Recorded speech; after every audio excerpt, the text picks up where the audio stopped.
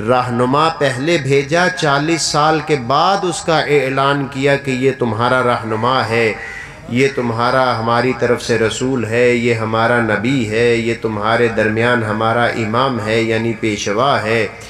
اس کے بعد خداوند متعال نے تدریجاً کورس کو نازل کرنا شروع کیا۔ ہمارے ہاں تو داخلے سے پہلے کورس لینا ضروری ہوتا ہے اور الحمدللہ اب تو ملتا ہی نہیں ہے۔ تو خداوند متعال نے پہلے استاد بھیجا، پھر لوگوں سے منوایا کہ یہ استاد ہیں۔ وہ سب مانتے تھے، کفار و مشرکین رسول اللہ کو سب کے سب مانتے تھے، وہ الگ بات ہے کہ آپ کی بات نہیں مانتے تھے۔ وہ سلسلہ تو آج بھی جاری ہے کہ ہم مانتے ہیں لیکن بات نہیں مانتے۔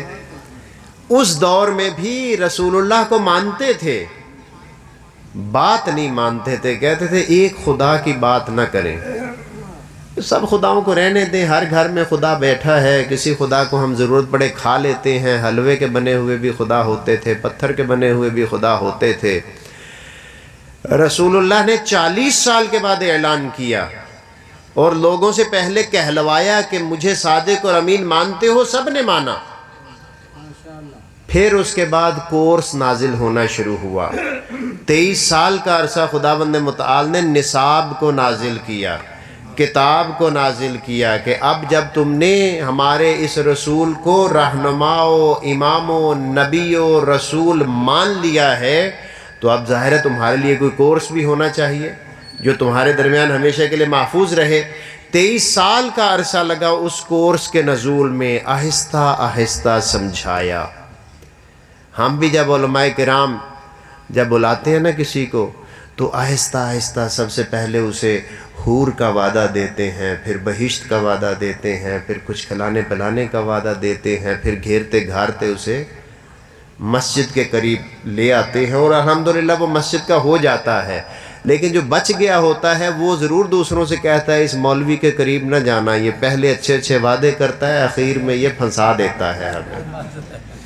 تو اللہ کے رسول بھی انہی مشکلات سے گزرے اور اللہ کے رسول کا ان مشکلات سے گزرنا ہی ہمیں اس بات پر آمادہ رکھتا ہے کہ ہمیں تبلیغ کے مقام پر تھک نہیں جانا چاہیے، ہمیشہ سلسلہ جاری رکھنا چاہیے۔ اور یہ آپ سب کی ذمہ داری ہے، آپ محبان اہل بیت علیہ السلام ہیں۔ جب آپ محب ہیں تو آپ کی ذمہ داریاں بڑھ جاتی ہیں۔ یہاں تو آپ کو کوئی محبوب نہ ہوتا، اب جب محبوب ہے تو پھر محبوب کے مطابق چلنا ہوگا۔ خداوند متعال نے فرمایا احب اللہ من احب حسینہ، اگر کوئی شخص یہ جانچنا چاہتا ہے کہ میں خدا اس سے محبت کرتا ہوں تو وہ اپنے ضمیر سے پوچھے کہ وہ حسین ابن علی سے محبت کرتا ہے یا نہیں کرتا۔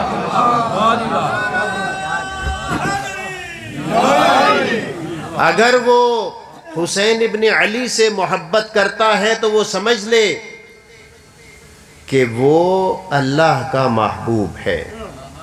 ٹھیک ہے، ٹھیک ہے، وہ اللہ کا محبوب ہے۔ احب اللہ من احب حسینہ، گویا کہ خداوند متعال نے اپنی محبت کے لیے مرکز و محور یا میزان یا تولنے کا پیمانہ محبت سید الشہداء کو قرار دیا۔ اگر سید الشہداء سے محبت ہے تو مجھ خدا کو بھی تم سے محبت ہے۔ پھر انسان کو یہ دیکھنا ہے کہ جتنی اسے سید الشہداء سے محبت ہوگی اتنی ہی خدا کو بھی مجھ سے محبت ہوگی۔ اگر میری محبت سید الشہداء سے پورے سال میں 10 دن کے لیے ہے تو خدا کی محبت بھی میرے ساتھ 10 دن کے لیے ہے۔ خدا ایسا نہیں ہے کہ پورا سال وہ محبت کرے اور ہم صرف 10 دن محبت کریں۔ خدا تو فرماتا ہے کن لی کن لک، پہلے میرا بن پھر میں تیرا ہو جاؤں گا، پھر میں تیرا ہو جاؤں گا۔ دوسرے مقام پر رسول اللہ نے فرمایا اذا اراد اللہ عبدا خیرا قذف فی قلبہ محب الحسین وحب زیارتے، جس وقت خداوند متعال کسی انسان کے درجات کو بلند کرنا چاہتا ہے تو اس کے دل میں حسین ابن علی کی محبت اور ان کی زیارت کی محبت کو ڈال دیتا ہے۔ آپ دیکھ لیجئے سید الشہداء کے لیے بھی آپ بارش کی پرواہ نہیں کرتے، آپ دھوپ کی پرواہ نہیں کرتے، آپ ننگے پاؤں ہونے کی، سڑک کے گرم ہونے کی پرواہ نہیں کرتے، جوک در جوک آ جاتے ہیں، سینہ زنی کے لیے، ماتم کرنے کے لیے نکل آتے ہیں۔ یہ کیا ہے؟ یہ سید الشہداء کی محبت ہے۔ کتنی مشکل ہے اربعین کے لیے جانا، خصوصاً اس سال بھی آپ دیکھ لیجئے، کروڑوں روپے کا نقصان صرف پاکستان میں ہو گیا، شاید اربوں کا ہو۔ یعنی بہت سی فلائٹس میں ہم خود جانتے ہیں 70 80 بندے رہ گئے ہیں ویزا نہ ملنے کی وجہ سے، اور کم از کم 1.5 لاکھ کی ٹکٹ ہے ایک بندے کی، کم از کم، اس سے سستی نہیں ہے۔ 2 لاکھ کی بھی، 3 لاکھ کی بھی لوگوں نے ٹکٹیں لی ہیں، لیکن وہ اس کے باوجود کوشش میں ہے کہ ویزا مل جائے، ہم اور ٹکٹ لے کر چلے جائیں گے۔ قذف فی قلبہ حب الحسین وحب زیارتہ، خداوند متعال اس کے دل میں سید الشہداء کی محبت بھی ڈال دیتا ہے اور سید الشہداء کی زیارت کی محبت بھی ڈال دیتا ہے۔ امام جعفر صادق علیہ السلام نے اپنے ایک ساتھی سے مدینہ میں پوچھا، ہمارے جد سید الشہداء کی زیارت کیا کرتے ہو؟ کہا کہ مولا گزشتہ سال مجھے جانے کا شرف حاصل ہوا تھا، میں کربلا گیا تھا، اس سال نہیں جا سکا۔ ظاہر ہے کربلا بڑا صعب العبور ہے، دور کا راستہ ہے، چند مہینے لگتے ہیں۔ تو امام ششم فرماتے ہیں کہ جاؤ یا نہ جاؤ، ایک آسان عمل تمہیں بتا دیتا ہوں، گھر سے باہر نکلو، اونچی جگہ پر کھڑے ہو جاؤ۔ ظاہر ہے اس وقت ٹیلے ہوتے تھے، اونچی نیچی جگہ ہوتی تھی، گھر کم ہوتے تھے، آرام سے میسر ہوتی تھی۔ اگر شہر میں میسر نہ ہو تو انسان چھت کے اوپر چلا جائے۔ فرمایا آسمان کی طرف دیکھو، پھر دائیں طرف دیکھو، پھر بائیں طرف دیکھو، پھر کہو السلام علیک یا ابا عبداللہ الحسین، السلام علیکم ورحمۃ اللہ وبرکاتہ، تمہیں کربلا کی زیارت کا ثواب مل جائے گا۔ یعنی کتنی تاکید ہے سید الشہداء سے محبت کرنے کی، تمہیں ثواب مل جائے گا، کتنا آسان راستہ رکھا۔ اب اگر مومن وہ بھی نہ کر سکے، خوشا بحال وہ مومنین جو نماز پڑھتے ہیں اور نماز کے بعد ان تمام ائمہ کی زیارت کرتے ہیں، انہیں جماعت کا ثواب بھی نصیب ہو گیا، واجب کی ادائیگی کا ثواب بھی نصیب ہو گیا اور زیارت کا ثواب بھی نصیب ہو گیا۔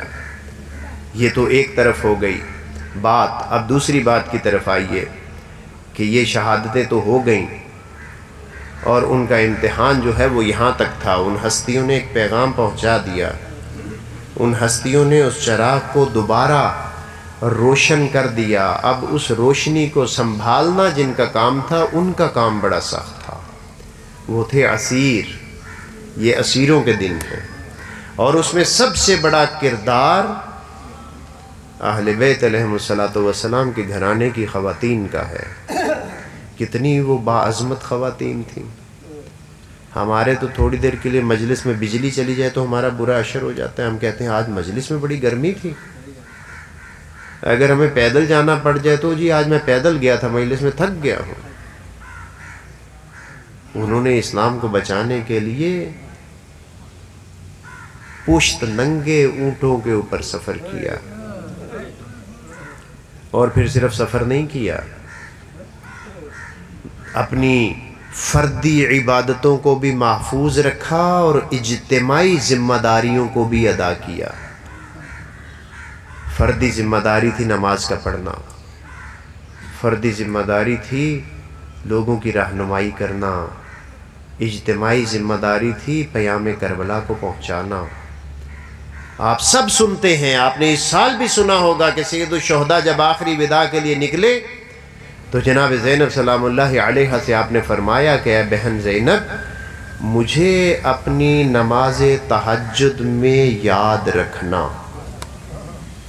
آپ کا کیا خیال ہے، کسی مومن کے دماغ میں یہ بات آ سکتی ہے کہ جناب زینب سلام اللہ علیہا نے شام غریبہ میں نماز تہجد نہ پڑھی ہو؟ اگر مجھے یا آپ کو زمانے کا امام یہاں ٹوبہ ٹیک سنگھ میں آ کر کہہ دے کہ ہر رات میرے لیے دعا کرنا، تو آپ کی کیا کیفیت ہوگی؟ وہ تو عالم غیر معلمہ تھیں، وہ تو عقیلہ بنی ہاشم تھیں۔ حضرت ایت اللہ جوادی عملی کے نزدیک وہ فرماتے ہیں کہ جناب زینب سلام اللہ علیہ اور حضرت عباس علمدار عصمت کے اس درجے پر فائز نہ تھے، لیکن عدم عصمت کی بھی ان ہستیوں میں کوئی دلیل موجود نہ تھی۔ اتنی بڑی باعظمت ہستیاں تھیں، اور کس طریقے سے قافلے کو سنبھالنا، کس طریقے سے امام وقت کو سنبھالنا۔ دو امام تھے جن کو سنبھالنا تھا، جن کی حفاظت کرنی تھی۔ آپ کے چوتھے امام اور پانچویں امام اس قافلے میں شامل تھے۔ دونوں کی حفاظت کس نے کی؟ کہ شام غریبہ کے اس منظر کو آپ فراموش کر سکتے ہیں جو تاریخ نے لکھا کہ جناب زینب سلام اللہ علیہ جلتے ہوئے خیمے میں جانا چاہ رہی تھیں، پھر ایک مرتبہ وہ داخل ہو گئیں اور تیزی سے باہر نکلی تو انہوں نے پشت کے اوپر حضرت امام زین العابدین کو اٹھایا ہوا تھا۔ ایسی محنتیں اسلام کو بچانے اور ہم تک پہنچانے کے لیے صرف ہوئی ہیں۔ یہ محنتیں ہیں، ان محنتوں کے باوجود، ان مصائب کے باوجود، ان زحمتوں کے باوجود، ان مشقتوں کے باوجود، جب وہ ہستیاں کسی دشمن کے مقابلے پر آتی ہیں تو سید الشہداء نے وقت ودا کہا تھا وَلَا تَقُولُوا بِأَلْسِنَتِكُمْ مَا نَنْقُصُ قَدْرَكُمْ، تم بنی ہاشم کی سردار خواتین ہو، تم بہت باعظمت ہو، کسی بھی موقع پر میری شہادت کے بعد تم پر بلائیں آئیں گی، آزمائشیں آئیں گی، مصیبتیں آئیں گی، مشکلات آئیں گی، لیکن کسی بھی موقع پر ایسی بات نہ کہنا مَا نَنْقُصُ قَدْرَكُمْ جس کی وجہ سے آپ کی عظمت میں کمی آ جائے۔ جب اس شجر خبیثہ کے شاہکار عبید اللہ ابن زیاد نے کہا تھا کیف وجدت کربلا، کربلا کیسا تھا، تو کیا فرمایا ما رأیت الا جمیلا، میں نے خداوند متعال کی خدائی کو کربلا میں بچتے ہوئے دیکھا۔ میں نے دیکھا کہ نماز کو بچانے کے لیے سید الشہداء خود قربان ہو گئے۔ میں نے نماز کی عظمت کو کربلا میں دیکھا، ما رأیت الا جمیلا، میں نے خداوند متعال کے جمال و حسن دین کے علاوہ کربلا میں کچھ نہیں دیکھا۔ سب کا سب دین کے لیے ہو رہا تھا، ہر مشکل